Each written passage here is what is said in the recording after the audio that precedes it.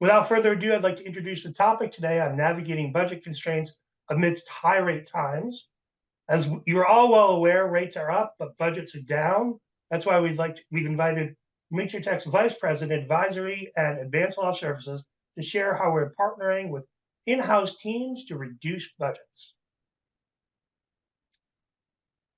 I'm very pleased to introduce Catherine Schell. She is our Vice President of Advanced Law Services in Mitratech. Catherine and her team are building a marketplace for finding high quality, low cost outside counsel. She runs our advisory team, which builds and manages custom law firm panels for clients. Before Catherine joined Advanced Law, she was an advisor at Gartner for general counsel and corporate legal teams. And before that, she was a practicing attorney. Catherine, please take it away. Thanks, Brian. And thanks everybody for joining today. I'm really excited about this. We're going to talk about three things. So first of all, how do we navigate the market that we're in? What are some of the things that we're hearing from clients and learning as we go? How can you find cost-effective, high-performing counsel, and how can Advanced Law help you do that? And then also, how can you think about leveraging your buying power, which means taking your legal spend and actually using it to get the best possible rates, find the best lawyers all through a law firm panel. As Brian mentioned, after that, we'll have the Mitratech Tech Expo. We'll talk a little bit more about how to join the breakout rooms towards the end of the presentation. But if you do have any questions as you go, please just let me know, or you can join me in the Advanced Law breakout, and I'm happy to talk one-on-one. Brianna, can you take us forward? Great, thank you. Mitratech has a lot of different solutions related to the corporate legal and claims platform. You see them here on your screen. Advanced Law is part of the sourcing solution, which is the bottom left of this little half wheel. So that's what we're going to start off by talking about. But you see representatives on the screen from my Mitratech colleagues in billing analytics and different types of claims platforms, all of these different good breakout rooms that we'll talk about a little bit later. Let's keep this going. So first of all, it's not a new story. Brian already said this, but law firm rates, and Brianna, I think there's some animation, so if you'll just keep it going, that'd be great. Law firm rates have been on the up and up for quite some time. I've seen as high as $2,500 an hour from clients recently. The average AmLaw 100 rate is at $1,492 an hour, which is up a lot from just a few years ago. The top 5 firms have nearly doubled in average revenue, and also the average profits per equity partner are up quite a bit as well. So all of this means that it's really, really hard for any individual legal department to negotiate with a very, very large law firm. You just don't quite have enough leverage, enough buying power to get the AmLaw 20's attention. There's also other frustrations, which you can see here on the next screen. We talked about how the rates are soaring. Again, not a new story, but law firms aren't necessarily delivering on what clients want them to do. They really aren't meeting client demand for things like alternative fees, budgeting, efficiency, and process, which is a big part of the equation as well. You want to know that your law firms are working for you. You want to know that they're trying really, really hard to do things as efficiently as possible. And it's hard to meet client demand from the law firm's perspective, but they're definitely not meeting it from your perspective. You'll keep going forward. Thanks. So I think there's a lot of conversation in the marketplace about whether or not AI is actually going to be the way that we get across some of these different challenges and hurdles. We recently surveyed law firms to ask, whether or not different types of innovative technology are going to be a driver of competitiveness. And most people agree at this point that it will make them faster. They also tend to agree that it will make legal services less expensive, but the quality is kind of still a little bit of a question mark for some folks. This has changed a little bit. We've surveyed this roughly the same group of law firms last summer as well, and more people were convinced that the quality of legal work would improve with the use of AI. I think as people are starting to use it more, they're seeing that oversight is necessary, that they have to make sure that they are the quality control for some of this technology. But that might just be me hypothesizing based on the data here. When GCs are trying to do what they can possibly do best when it comes to AI. They are looking for law firms that are early adopters of Gen AI, asking questions in their RFIs around how they train their partners, how they train their associates, how they share best practices across the firm. They also are asking questions of their firms about training for in-house team members. Sometimes this goes so far as to ask for prompt engineering training, but often it's just about, tell us about, how to use AI, tell us about the risks and challenges and the current status quo as well. I think it's also incredibly important that everybody understand their current spend, so that when you start to evaluate whether or not AI will offer you productivity or efficiency gains in some way, you know where you're starting from. I'm going to talk in just a second about how we assess current state spend for some of our prospective and current clients as well. It's also important that you have discussions with your firms about how they're going to pass technology costs on to the clients. Everybody seems to have a different mindset as to whether or not hourly rates are going to go up or go down, or the technology fees are going to be passed through in some sort of other way. But I think having a frank conversation with your relationship partner at the firms that you work with is a good place to start. And I think most importantly, if you do want your law firms to be using AI on your work, you're in a constant conversation with them about it. We just got off the phone with a client who is really excited about the potential use of AI in her work. And we were discussing how important it is to actually bring it up with the law firms, ask them, can you use it in this particular use case? What are other people doing? Having that constant conversation as well. And then probably most importantly, ask these questions in a more formal way the next time you're evaluating the relationship, whether it's through an RFI or a panel interview or something like that, because I think you want to know what your law firms are doing now and what they might be doing in the future as well. So Brianna, let's flip forward here. Brian mentioned that AdvanceLaw is a data-driven marketplace. So what we actually do is connect in-house legal teams with vetted and motivated law firms. You see some of our law firms here on the right and some of the companies that we work with on the left.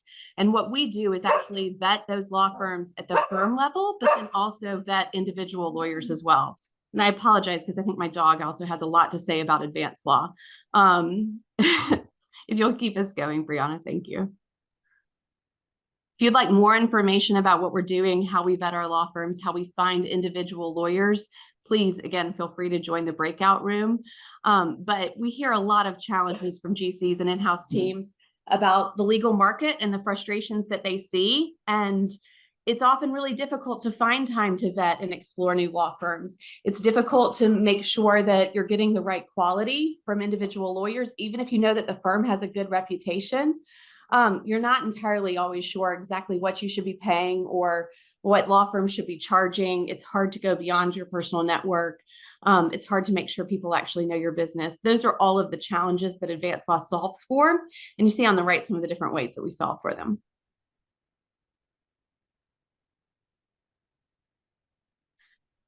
Of course, it's also most important that we actually are able to deliver on all the promises that I just made, and we are able to provide really, really good lawyers that really impress our clients. We collect feedback from the in-house team members on individual lawyers and the work that they're doing for those team members. And we're very proud to say that across 10 plus years of data, we've got a 4.6 out of 5 in terms of the average feedback on AdvanceLaw counsel, and that 97% of in-house lawyers would recommend the counsel that they're working with, which I just think is such an incredibly impressive number that it probably looks like I've fudged it somehow, but I haven't, I promise.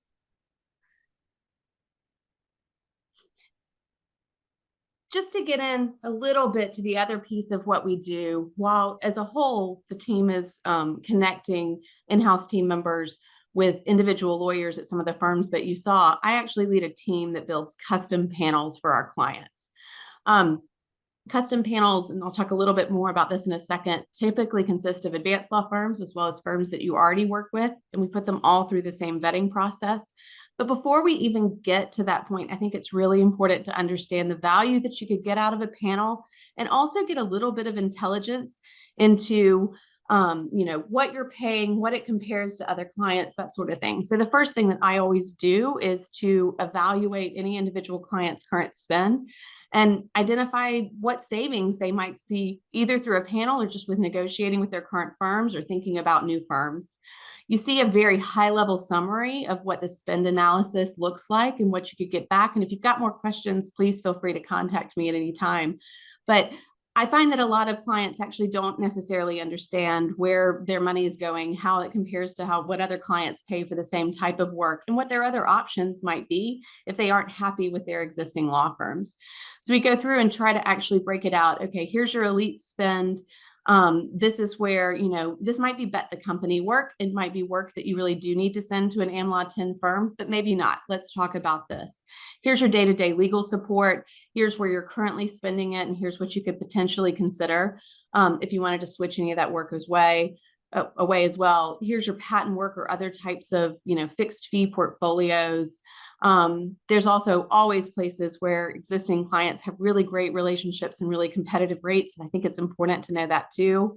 And then you see some of the other breakouts as well. So when we're trying to decide whether or not it makes sense to take on a new client, or when a client's trying to decide whether or not they should do a panel, they get the option of actually seeing what some of their savings will look like. And also, like I said, how they compare to other clients too. I mentioned the AdvanceLaw model for putting together a panel. But overall, what we're trying to do is create a win-win for both the client as well as the law firms. And in my opinion, the best way to do that is to make it a little bit more competitive. We like to take the current firms that you're working with. We'll make some suggestions for advanced law firms as well, put them all into the same mix, compare them on things like innovation, diversity, and also the substantive legal capabilities as well. Ask them both written as well as interview questions, and even sometimes pilot those firms so that you can get a sense of what their work would really look like. Typically, our clients see rates 30 to 40% below elite firms. We can help them find counsel from within their new panel of firms, and that's a service that we certainly include. We really want to make sure that you're building relationships with all of the firms that are part of your panel, and also that you can see how the panel is performing as well. And that performance aspect, I'm going to dive into just a little bit more. I'd love to have more conversations with all of you about how you evaluate your law firms, but I figured I'd tell you a little bit about how we've seen others evaluate their law firms. I talked about this first piece that's in the upper left, comparing capabilities across firms. So actually looking across your existing counsel, new firms as well, to see, okay, here's where we're using them, here's where we're not, but we think they might be really good. Here's how the rates compare, and here's how they compare on things like DEI as well. You also want to evaluate actual lawyers on actual work. And I know it's incredibly small, but in the upper right-hand side of your screen, you see a sample evaluation that we typically use with our clients. We evaluate on things like cost consciousness, the quality of the work, responsiveness of the lawyer, their law-related knowledge, solutions focus, and matter management. If you're evaluating your current firms in any sort of way, I suggest you ask your in-house teams about the solutions orientation part of it, how much their lawyers are actually coming up with suggestions for what they can do to get to the optimal outcome. It's always correlated with the advanced law lawyers, whether or not they'd be likely to recommend their individual lawyer. So I think it's a good thing to include as well. So we've got kind of the firm capabilities and then the individual lawyers.